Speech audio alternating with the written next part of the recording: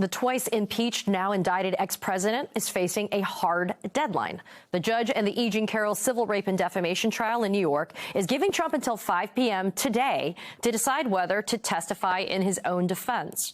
This comes after Trump claimed while on a golf course in Ireland that he would most likely attend and, quote, confront E. Jean Carroll.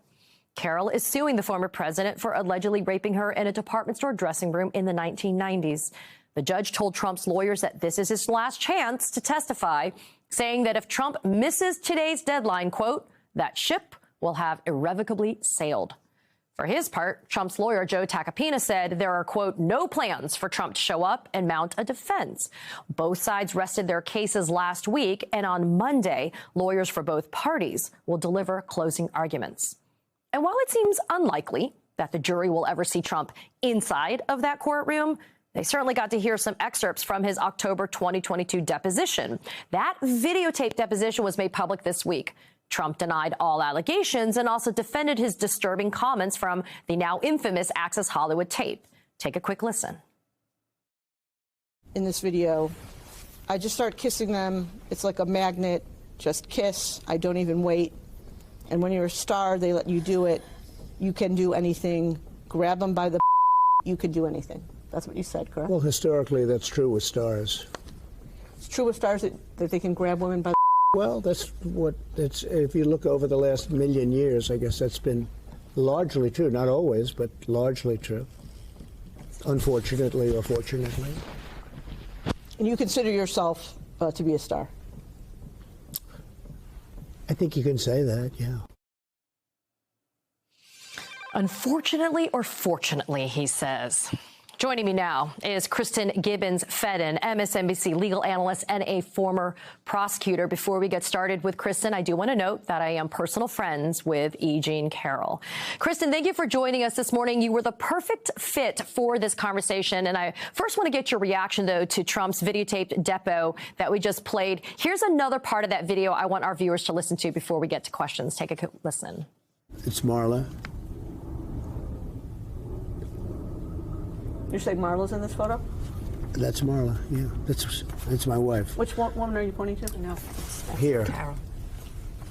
Oh, is that, the person you just pointed to was E. Jean Carroll. Who is that? Who is this? Point, your wife.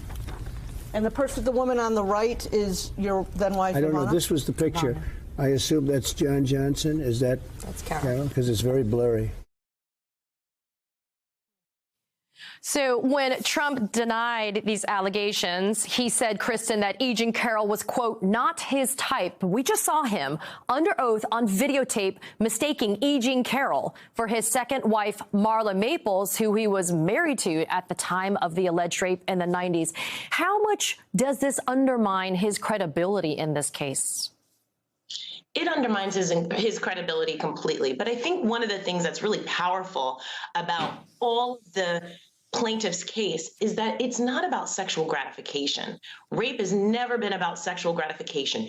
It is about power and control. And when the jury heard that those deposition experts, all of those, that is when Trump is actually testifying, even though he's not physically there, the jury is able to hear his words. They're able to hear his words, which are off the cuff, which typically will appeal to his base. But for a jury who is actually determining whether or not he sexually assaulted a woman, I don't believe it's going to come off well. So, Kristen, this is a civil case. You and I, both former prosecutors, burden of proof, a criminal case beyond and to the exclusion of every reasonable doubt. In the civil case, the burden's lower for E. Jean Carroll. It's preponderance of the evidence.